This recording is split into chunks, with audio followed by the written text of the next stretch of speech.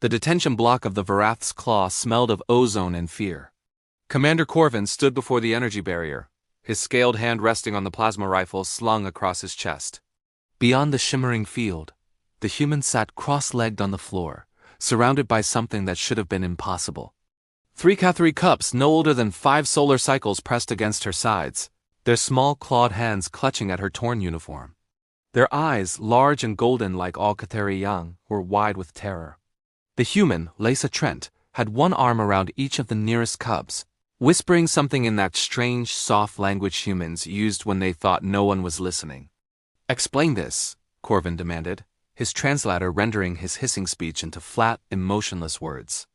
Lisa looked up, her face bruised and bloodied from the interrogation. "They're scared," she said simply.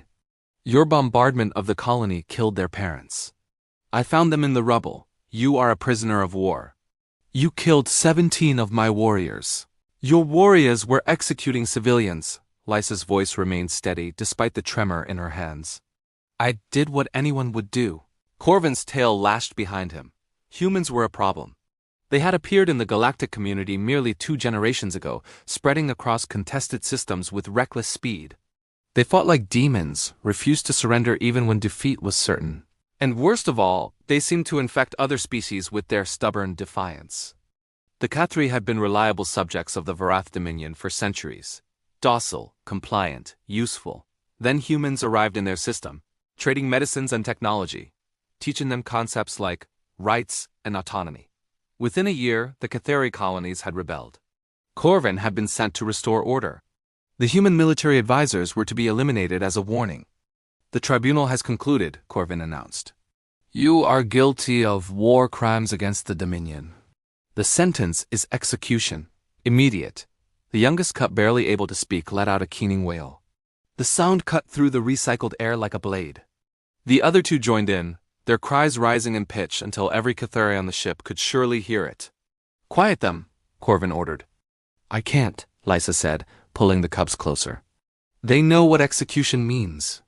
Their people have learned it well from yours." Corvin deactivated the barrier and stepped inside, rifle raised. "Step away from the prisoners. They're children. They are enemy combatants in training. Step away." Lisa stood slowly, the cubs scrambling to stay pressed against her legs. She was tall for a human female, nearly matching Corvin's own height, but fragile. One shot would end her. Orders were orders. He raised the rifle. The cub's howling intensified, a sound of pure anguish that seemed to vibrate in his bones. The smallest one, a female with silver-tipped fur, threw herself in front of Lisa, tiny arms spread wide. "No hurt, Mama Lisa?" she shrieked in broken common. "No hurt!" "Please, please!" Corvin's finger froze on the trigger. "She is not your mother. She save us. She give food. She sings sleep songs." The cub's voice cracked with desperation. "Please, Commander, we be good. We be so good." Behind him, Corvin heard movement. He glanced back to see a dozen Cathari crew members crowding the corridor, drawn by the cubs' cries. Their faces were carefully neutral, but their ears were flattened against their skulls, a sign of deep distress among their kind. "Return to your stations," Corvin commanded. No one moved. The middle cub, a male with bright amber eyes, was speaking now, his words tumbling over each other. "Mama Lisa carry us through fire. Building fall down, she hold up stones. My leg hurt, she fix. She tells stories about Earth, about place with big waters and flying things with colors. She say we brave. She say we survive." Lisa remained silent, her hand resting on the male cub's head. Corvin's translator crackled. His second officer's voice came through. "Commander, the Cathari crew are requesting an audience. They wish to speak on behalf of the prisoner." "Denied. Sir, they are threatening to refuse their duties. The engineering section has already stopped work. A mutiny. Over 1 human." Corvin stared at Lisa Trent. Her eyes met his without flinching, without pleading. She simply held those cubs and waited for him to decide who he was.